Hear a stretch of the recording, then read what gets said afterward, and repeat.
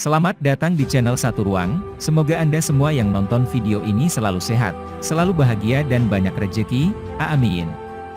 Sebelum kita mulai silahkan klik tombol subscribe, supaya channel ini dapat berkembang, terima kasih. Mari kita mulai alur cerita filmnya.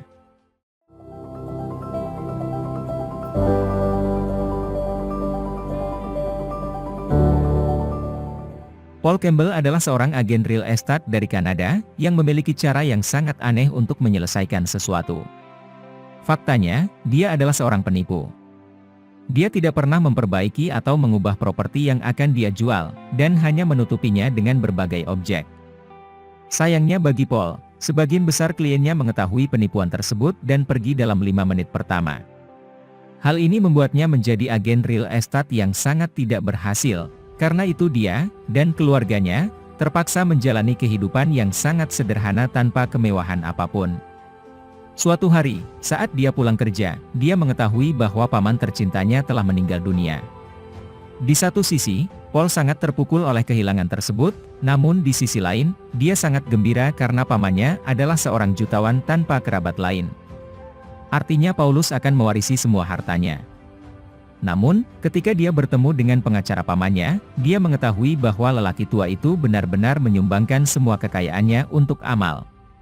Yang dia tinggalkan untuk keponakannya hanyalah tanaman kecil. Frustrasi dan kesal, Paul membawa tanaman itu dan pulang. Pagi berikutnya saat sarapan, suasana hati Paul masih buruk. Dia menghukum anak-anaknya karena menghabiskan terlalu banyak uang, padahal kenyataannya, mereka hampir tidak menghabiskan $20 minggu ini. Terungkap bahwa Paul tidak pernah memberi mereka uang saku, karena itu mereka mulai tidak menyukainya. Setelah sarapan, Paul membersihkan gudang di halaman belakang rumahnya dan meletakkan tanaman di sana. Dia masih marah pada pamannya, tetapi juga memutuskan untuk menunjukkan rasa hormat dengan menyirami tanaman itu. Dan begitu dia melakukannya, yang mengejutkan, uang $100 muncul darinya. Paul dengan cepat mencabutnya dan menatapnya dengan tak percaya. Saat itulah dia menyadari bahwa tanaman itu bukan tanaman biasa, melainkan tanaman uang yang sebenarnya. Saat Paul mencoba mencari tahu lebih banyak tentang itu, keluarganya tiba-tiba tiba di sana. Namun, alih-alih menunjukkan kepada mereka temuan barunya, dia mengubah topik dan mengirim mereka pergi. Jelas bahwa dia tidak ingin keluarganya mengetahui tentang pabrik uangnya. Keesokan harinya, ketika Paul kembali dari pekerjaannya, dia dengan gugup pergi ke gudang untuk memeriksa apakah pabriknya telah menghasilkan lebih banyak uang. Yang membuatnya senang, ribuan dolar tergantung dari pabrik.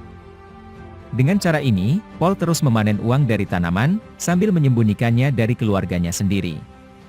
Suatu hari, seorang lelaki tua bernama Tim tiba di depan pintu, mengaku sebagai sahabat almarhum pamannya. Dia meminta sumbangan kecil untuk organisasinya, dan Paul, yang sedang dalam suasana hati yang sangat baik, menulis kepadanya cek sebesar $1.000. Ini mengejutkan keluarga, dan begitu Tim pergi, mereka mengonfrontasi Paul tentang kekayaan barunya. Namun, alih-alih mengungkapkan semuanya dengan jujur, dia sekali lagi berbohong dengan mengatakan bahwa dia telah menjual banyak properti akhir-akhir ini. Seiring berlalunya hari, Paul menjadi orang kaya. Dia sekarang mulai mengenakan pakaian desainer, meninggalkan pakaiannya yang usang dan compang-camping. Dia juga memberi kedua anaknya $200 sebagai uang saku. Ini menciptakan lingkungan yang sangat menyenangkan di dalam rumah untuk pertama kalinya dalam beberapa tahun. Di adegan berikutnya, kita melihat Paul yang benar-benar berubah. Dia tidak lagi peduli dengan kas kecil dan selalu mencari cara untuk membelanjakan lebih banyak uang. Dalam satu contoh, dia membeli mesin pemotong rumput yang mahal, meskipun rumahnya tidak memiliki banyak taman. Dalam contoh lain, ketika rekan kerjanya, Jack, mengolok-olok mobil tuanya, Paul marah dan akhirnya membeli mobil sport. Namun, dia melakukan kesalahan dengan membayar semuanya secara tunai, sehingga dealer mobil menjadi curiga. Percaya bahwa Paul terlibat dalam kegiatan terlarang, dia segera memberitahu polisi tentang hal itu. Segera, detektif Miller tiba di tempat kejadian dan mengambil semua informasi yang dia dapat dari dealer mobil. Ketika dia menyatukan 2 dan 2, dia juga menyimpulkan bahwa Paul terlibat dalam hal-hal ilegal, jadi dia membuat misinya untuk menangkap basah Paul. Sementara itu, Paul pergi ke tempat kerjanya dan memamerkan mobil mahalnya kepada Jack.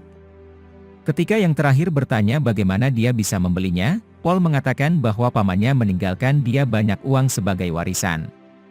Setelah itu, dia pulang dan mengejutkan keluarganya dengan mobil tersebut.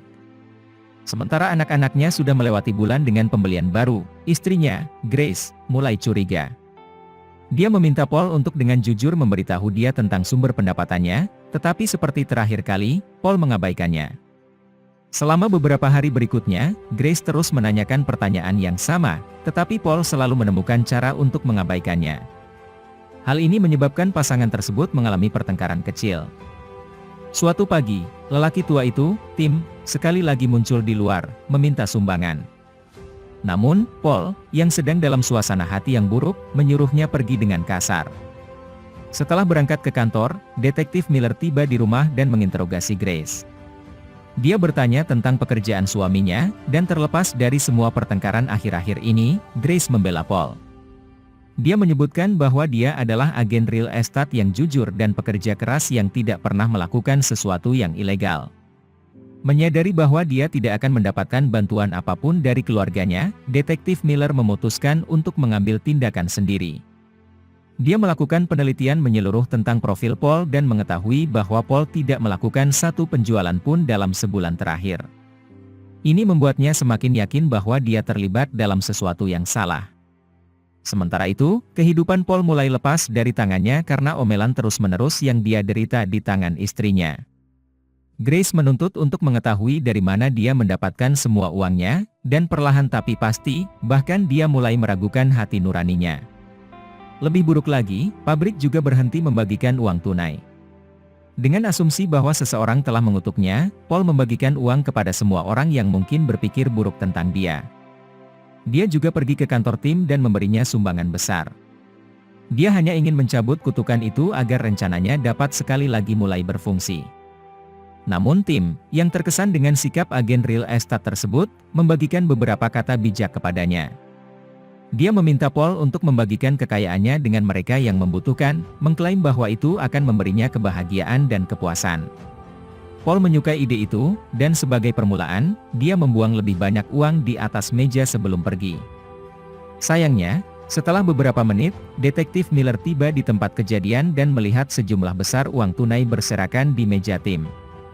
Hal ini membuatnya berasumsi bahwa lelaki tua itu adalah rekan Paul, dan bahwa keduanya berurusan dengan barang-barang terlarang. Malam itu, Paul yang tidak bisa tidur pergi ke gudang dan mencoba segala cara yang mungkin untuk menghidupkan kembali tanaman itu. Pada satu titik, dia bahkan membaca kitab suci, berharap Tuhan akan membantunya. Sayangnya, semua usahanya sia-sia. Keesokan paginya, Paul pergi ke kafe dan membeli kopi untuk dibawa pulang. Di jalan keluar, dia bertemu dengan seorang pria tunawisma dan memberinya $100 untuk melanjutkan tipu muslihatnya yang baik.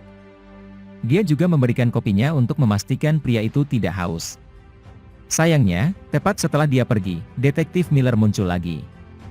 Dia melihat pria tunawisma dengan uang tunai dan berasumsi bahwa dia membantu Paul mendistribusikan narkotika di daerah tersebut.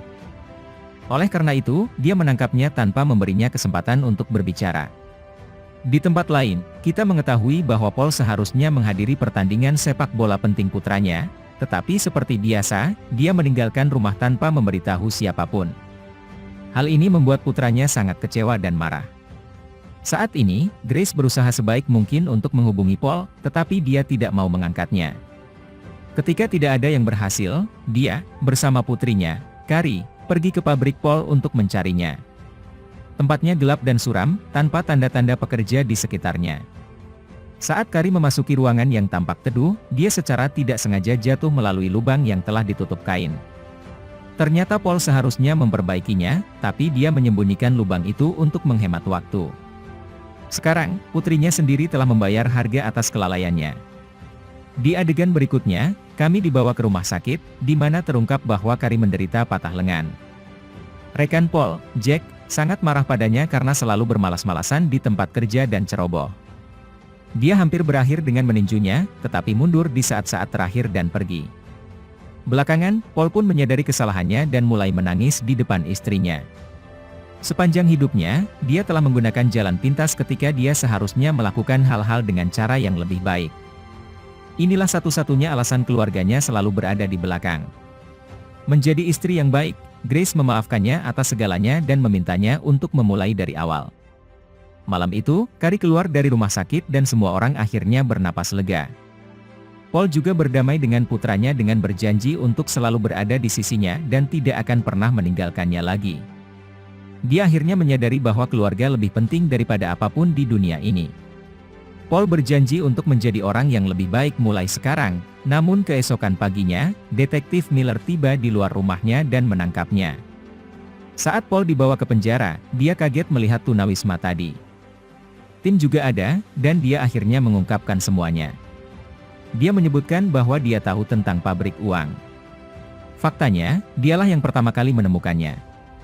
Saat paman Paul sedang mengalami masa sulit, tim memberinya tanaman uang, dengan harapan itu akan menyelesaikan masalahnya. Namun, yang terjadi justru sebaliknya. Dengan lebih banyak uang, muncul lebih banyak keserakahan, dan paman Paul mulai jatuh ke dalam lubang depresi yang bahkan berbahaya.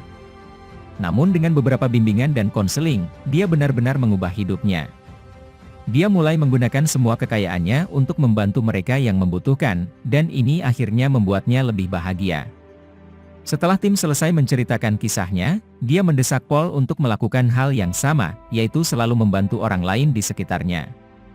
Beberapa saat kemudian, ketiganya secara mengejutkan dibebaskan dari penjara. Ternyata Jack memberitahu pihak berwenang bahwa dia dan Paul menjadi kaya raya setelah menjual properti besar di New York. Tapi kenyataannya, hanya Jack yang melakukan semua kesepakatan itu. Dia hanya berbohong kepada polisi untuk menyelamatkan temannya.